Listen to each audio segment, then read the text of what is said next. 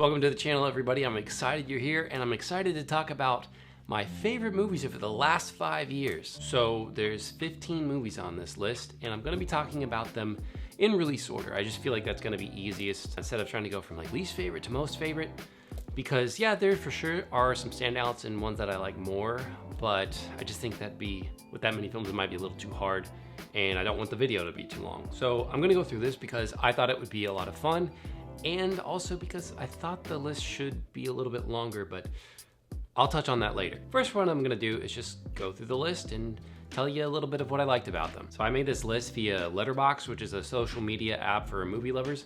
If you're on there, feel free to give me a follow. I haven't written any reviews or anything. I'm thinking about doing that, but it's just a cool way to like look at movies, write reviews, see other people's reviews, connect with other movie lovers. So I'm gonna go ahead and start with the first one, which is called Double World, which I believe was made in China, but I saw it through Netflix, I believe, when I first watched it. I think it's still on there. It's a fun adventure, like fantasy movie that is comedic and lighthearted, but also has very serious and dramatic moments as well.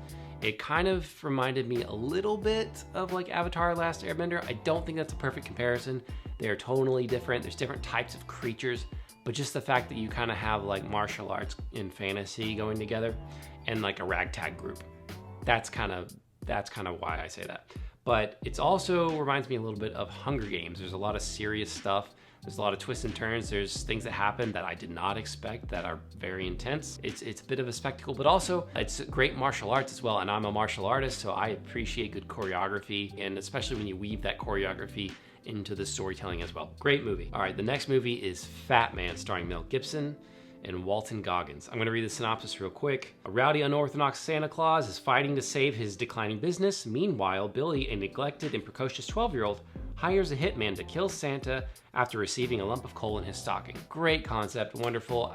I forget, there was another film a year or two after this about like an intense Santa Claus played by the guy from Stranger Things. I forget his name right now, but I never saw it. I'm not saying it wasn't good, okay? I know a lot of people liked it, but I would say if you've seen that yet haven't seen this movie, you should check it out. It's really well done, and I think Walton Goggins as the assassin like is perfect. Like, he does such a good job. A lot of fun, really good movie. This next one, like I said, I wasn't surely gonna try and rank them, but this next one would for sure be like high up on my list, and it's Demon Slayer, the movie, Mugen Train. Just so much fun. I was watching the anime leading up to this movie, so I was excited for it. If you've never seen the movie or any of the anime, if you want to dive into the movie, I would say watch the show first if you can. Otherwise, just watch like a synopsis of the first season on YouTube. That's what I had my friend do, and he was able to track with the movie, and he loved it.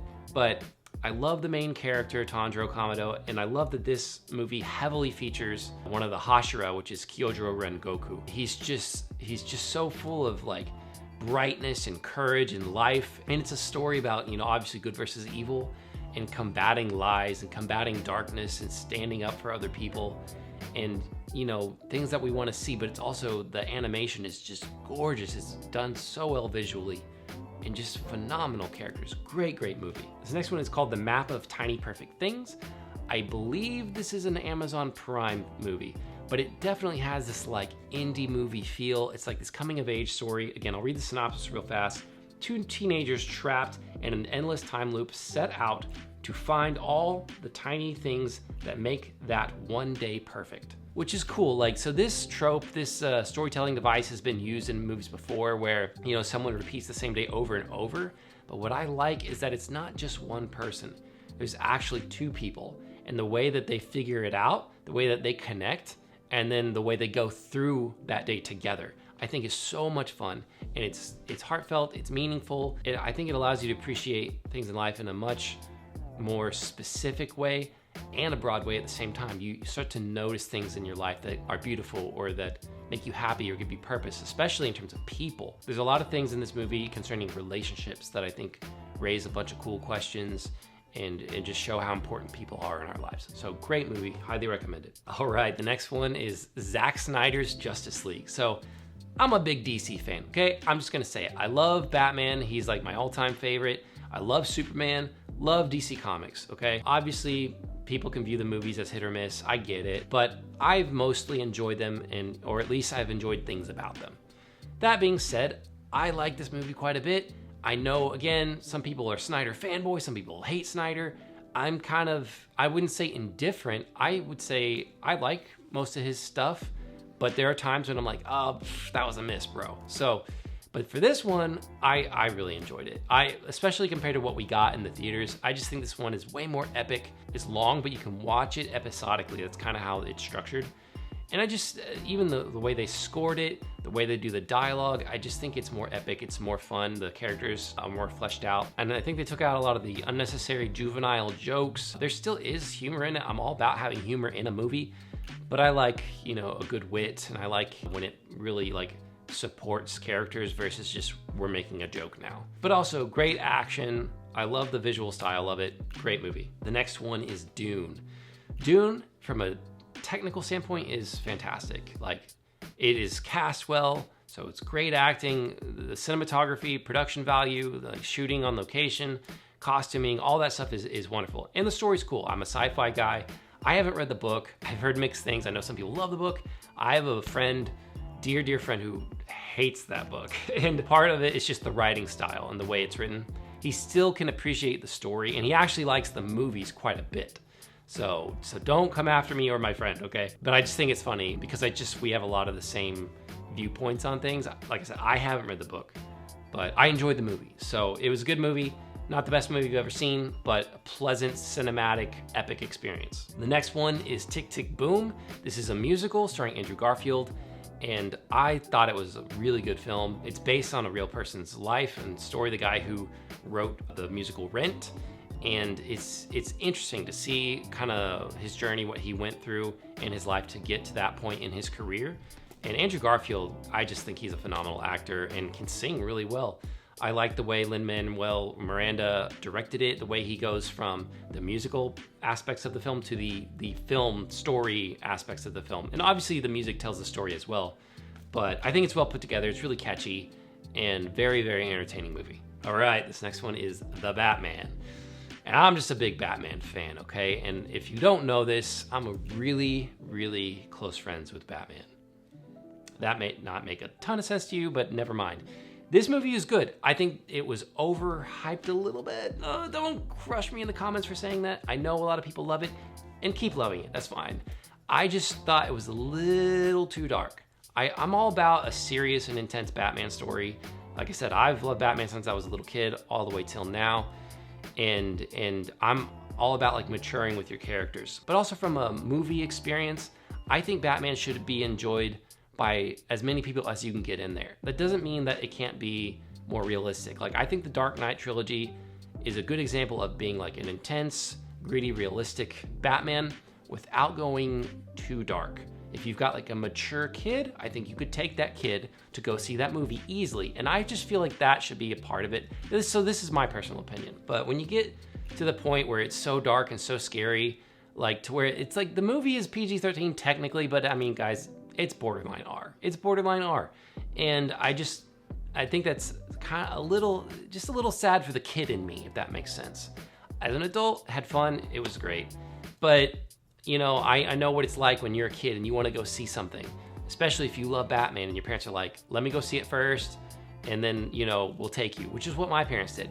Always worked out and had a blast. But I can't imagine taking a kid to see that movie in the theater. Maybe at home, maybe, you fast forward through certain scary parts or something, but just a little too dark in my opinion. But otherwise, the story was great.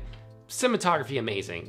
Costuming, I love the way that they did the suit. I had a little trepidation about certain production photos at first, but aesthetically, stylistically, very well done and good story. Very, very good Batman movie. All right, the next one is Father Stu. This one stars Mark Wahlberg, again, based on a real person. And this is about a guy who was a boxer who became a priest. And rough life, a lot of interesting things that he had to go through. And I think this is a good film for Mark Wahlberg. I think he is an actor actually with quite a bit of range. It just depends on the movies you've seen that he's done. But I think in this movie, he gets the opportunity to kind of cover the whole spectrum of his skills of being funny or serious and dramatic. And yeah, I think it was done well. And I think it's a story that people need to see that you can persevere in life despite circumstances or struggles or battles, and that there's people along the way to help you with those things. So highly recommend Father Stu, very good movie. The next one is John Wick Chapter 4. I'm a big fan of Keanu Reeves and the John Wick franchise. I like this one a lot. I'm not exactly sure where I'd rank it in the series of films, but I think they did a good job telling the story. I like that these films, they do a good job of like every time they reveal a little bit more of the world, whether it's like learning more about the high table or the hotels or the coins, you know, things like that. But they don't over-explain it. And I think that's brilliant because it keeps the intrigue and the mystery there. It keeps things cool. If you over-explain cool, it's not mysterious or cool anymore. So it gets wild and crazy at the end, I think because they were planning on going out with a bang, and that makes sense to me. So in that way, I really bought into it. So not to say I don't want more Keanu Reeves, but in a sense, I don't want them to necessarily do more with the character of John Wick in this franchise in like a sequel about John, because I just feel like there's potential to just ruin the story or the character, or just that it becomes bloated and uninteresting or repetitive. I think, you know, you can play around in the world and do more with the world. But that being said, very entertaining, very fun movie, liked it a lot. And the next one is Oppenheimer. I really enjoyed this. I think Christopher Nolan he's just a master storyteller and filmmaker.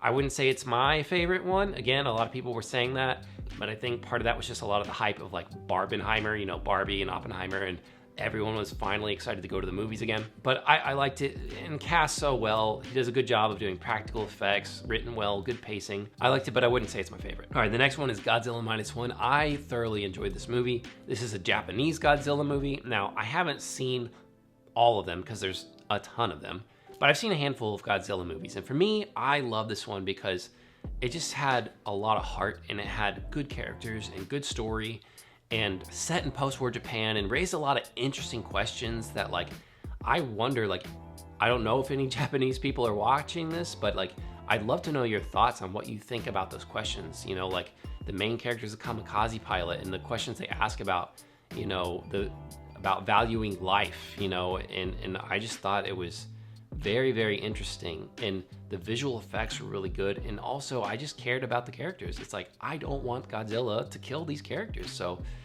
really well done. Highly recommend Godzilla Minus One. All right, the next one is Dune Part 2. I won't spend too much time on this one because it's about the same as Dune 1, basically Part 2 of the first movie. I will say I think there's a little bit more action. It's a little bit more entertaining and a bit faster.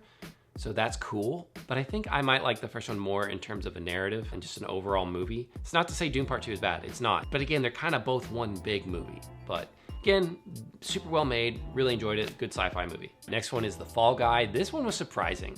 I saw the previews, I'm like, you know, it looks all right. I like Ryan Gosling, but I wasn't like, I have to see this movie. But I was told it was great, so I had to check it out. And I love movies about like behind the scenes of films, being a filmmaker myself. And then the fact that it's about like stuntmen, I thought was so cool, because there was a time when I was younger where I actually wanted to be a stuntman. And it still sounds like it'd be a lot of fun. Dangerous, but fun. And just all the hard work they put in, you know, into films, and the appreciation you have for that. But they actually crafted a really fun, cool story around that. A story that wasn't just flat, strictly, or boring. And I think that Ryan Gosling and Emily Blunt did well together. So it's like a rom-com. So you get this fun rom-com, and it was legitimately funny. Like, I can chuckle throughout a whole movie, but a movie that actually makes me laugh out loud, like, I love that. He's got a line, he's got a moment with perfect delivery and timing that just made me bust out laughing. So really fun, highly recommend The Fall Guy. This last one is a real pain. Obviously, Kieran Culkin just won Best Supporting Actor for this movie, and it's written and directed by Jesse Eisenberg. And I like it because, again, it's kind of this independent film, and it's just about people. So it's about these two cousins who haven't seen each other in a long time, and they reconnect, and they go to Poland to revisit their family history and see where their family lived. And again, it's just about people. It's about growing up, and the dynamics, because they go on this tour while they're there. The people that are there, they all play off each other very well. And Jesse's character is much more closed off and neurotic. Kieran Culkin is much more charismatic. But their chemistry together is so good, and you buy into the fact that they care about each other and that they're family. And also, Jesse Eisenberg has this great monologue, and he's so good with dialogue, period. But again, just the questions that he raises about family and how he feels about himself, and what it means, again, to grow up and to be responsible. It's a very heartfelt movie. Not the best movie in the world, but it's refreshing to just see a movie about people. I love the spectacle. I love all the big costumes and special effects and things like that.